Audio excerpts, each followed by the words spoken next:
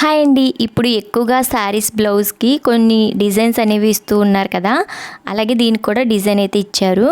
అయితే back part design బాగానే ఇచ్చారు, కానీ హ్యాండ్స్ పార్ట్కి వచ్చేసరికి ఇలా చిన్నగా డిజైన్ వేసేసి వదిలేశారనమాట. ప్లెయిన్గా అంత లుక్ ఏమీ లేదు. అందులోనూ బ్యాక్ పార్ట్ పక్కనే ఇవ్వడం వల్ల షార్ట్ హ్యాండ్స్ వస్తున్నాయి, ఫుల్ హ్యాండ్స్ అయితే రావట్లేదు. అందులోనూ మనం ఏదోలాగా అడ్జస్ట్ చేసి బార్డర్ వేసి ఫుల్ హ్యాండ్స్ అయితే చేయొచ్చు, కానీ కొంచెం డిఫరెంట్గా ఉంటుందనేసి నేనైతే ఇలా ట్రై చేశాను అనమాట. బార్డర్ అయితే వన్ సైడ్ వచ్చేసింది. ఆ బార్డర్కి ఈ డిజైన్కి సంబంధమే లేదండి, అదొక పక్క ఇదొక పక్క అయితే వచ్చేసింది. ఇంకా నేను ఆ రెండింటిని కూడా ఈ విధంగా కొంచెం డిజైనర్ హ్యాండ్ లాగా ట్రై చేశాను అనమాట. ఎలా ఉంది అనేది ఖచ్చితంగా కామెంట్ చేసి చెప్పడం మాత్రం మర్చిపోవద్దు. సో చూసారు కదా, నేనైతే ఆ బార్డర్ని తీసి చిన్న కరువు లాగా ఆ డిజైన్కి సెట్ అయ్యేటట్టు సెంటర్లో వచ్చేలాగా చిన్న కరువు తీసి ముందే లైనింగ్ స్టిచ్ చేసి తర్వాత తిరిగేసిన తర్వాత దానికైతే అటాచ్ చేసేసాను.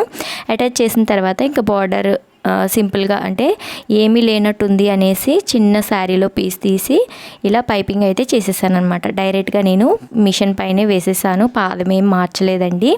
డైరెక్ట్ దానికి ఉన్న పాదంతో నేనైతే పైపింగ్ అయితే చేసేసాను. ఇంకా ఫైనల్గా బ్యాక్ సైడ్ అయితే ఇంకా చిన్నగా ఫోల్డ్ చేసేసి ఎక్స్ట్రా కట్ చేసేసి ఫోల్డ్ చేసేసి అయితే కుట్టేసాను అనమాట. సో చూసారు కదా, నీట్గా ఫినిషింగ్ అనేది వచ్చేసింది.